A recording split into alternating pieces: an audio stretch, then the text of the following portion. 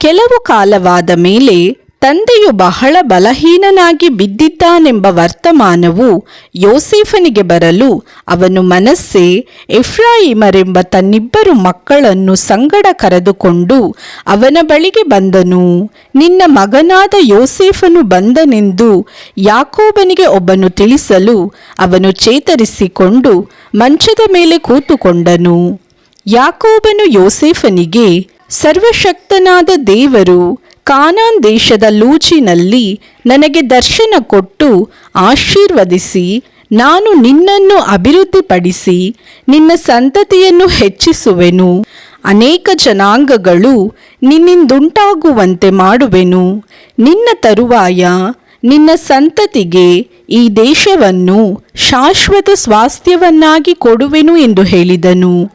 ನಾನು ಐಗುಪ್ತ ದೇಶಕ್ಕೆ ನಿನ್ನ ಬಳಿಗೆ ಬರುವುದಕ್ಕಿಂತ ಮುಂಚೆ ಇಲ್ಲಿ ಹುಟ್ಟಿದ ನಿನ್ನಿಬ್ಬರು ಮಕ್ಕಳು ನನ್ನ ಮಕ್ಕಳಾಗಿರಬೇಕು.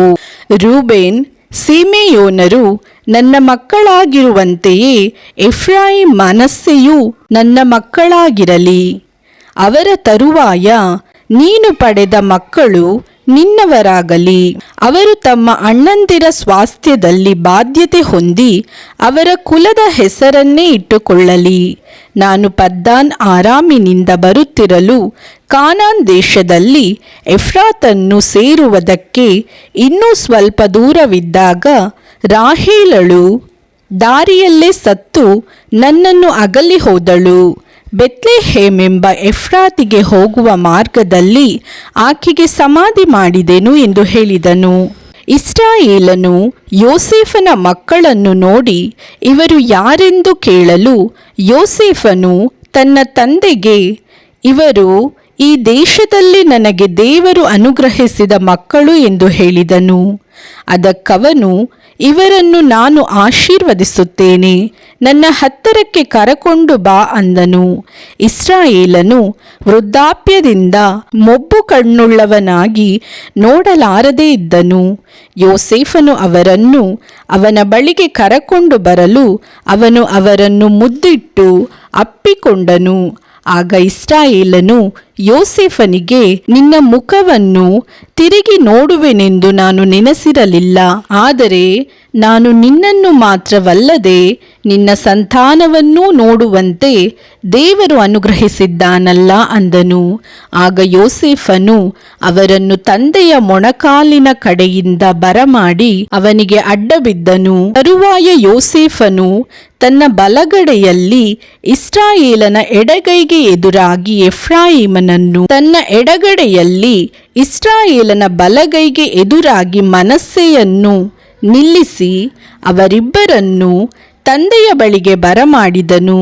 ಮನಸ್ಸೆಯು ಚೊಚ್ಚಲು ಮಗನಾಗಿದ್ದರೂ ಇಸ್ರಾಯೇಲನು ತನ್ನ ಕೈಗಳನ್ನು ಅಡ್ಡವಾಗಿ ಚಾಚಿ ಕಿರಿಯವನಾದ ಎಫ್ರಾಯಿಮನ ತಲೆಯ ಮೇಲೆ ಬಲಗೈಯನ್ನು, ಮನಸ್ಸೆಯ ತಲೆಯ ಮೇಲೆ ಎಡಗೈಯನ್ನು ಇಟ್ಟು ಯೋಸೇಫನನ್ನು ಆಶೀರ್ವದಿಸಿ, ನನ್ನ ಪಿತೃಗಳಾದ ಅಬ್ರಹಾಂ ಈಸಾಕರು ಸೇವಿಸಿದ ದೇವರಾಗಿಯೂ ನನ್ನನ್ನು ಚಿಕ್ಕಂದಿನಿಂದ ಈ ದಿನದವರೆಗೂ ಪಾರಂಬರಿಸುತ್ತಾ ಬಂದ ದೇವರಾಗಿಯೂ ನನ್ನನ್ನು ಎಲ್ಲ ಕೇಡುಗಳಿಂದ ತಪ್ಪಿಸಿ ಕಾಪಾಡುತ್ತಾ ಬಂದ ದೂತನಾಗಿಯೂ ಇರುವಾತನು ಈ ಹುಡುಗರನ್ನು ಆಶೀರ್ವದಿಸಲಿ.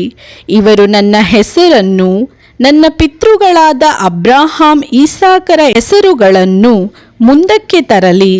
ಇವರು ಭೂಮಿಯ ಮೇಲೆ ಹೆಚ್ಚಿ ಬಹು ಸಂತಾನವನ್ನು ಪಡೆಯಲಿ ಅಂದನು.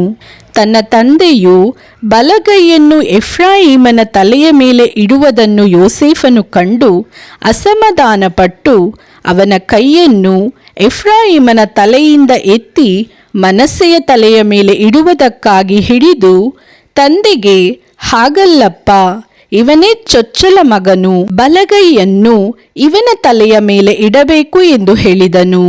ಆದರೆ ಅವನ ತಂದೆ ಒಪ್ಪದೆ, ಮಗನೇ, ನಾನು ಬಲ್ಲೆ, ಇವನಿಂದಲೂ ಜನಾಂಗ ಉಂಟಾಗುವುದು, ಇವನು ಬಲಿಷ್ಠನಾಗುವನು. ಆದರೂ ಇವನಿಗಿಂತಲೂ ಇವನ ತಮ್ಮನು ಬಲಿಷ್ಠನಾಗುವನು. ತಮ್ಮನ ಸಂತತಿಯಲ್ಲಿಯೇ ಜನರು ಹೇರಾಳವಾಗಿ ಹುಟ್ಟುವರು ಎಂದು ಹೇಳಿದನು. ಆ ಕಾಲದಲ್ಲಿ ಅವನು ಅವರನ್ನು ಆಶೀರ್ವದಿಸಿ, ಇಸ್ರಾಯೇಲ್ಯರು ಯಾರನ್ನಾದರೂ ಆಶೀರ್ವದಿಸುವಾಗ ಎಫ್ರಾಯೀಮನಿಗೂ ಮನಸ್ಸೆಗೂ ಉಂಟಾದ ಸಂತತಿಯಂತೆ ದೇವರು ನಿನಗೂ ಸಂತಾನವನ್ನು ಅನುಗ್ರಹಿಸಲಿ ಎಂದು ನಿಮ್ಮನ್ನು ದೃಷ್ಟಾಂತ ಮಾಡಿ ಹೇಳುವರು ಅಂದನು. ಹೀಗೆ ಹೇಳಿದ್ದರಿಂದ ಎಫ್ರಾಯೀಮನನ್ನು ಮನಸ್ಸೆಗೆ ಮುಂದಾಗಿ ಇಟ್ಟನು.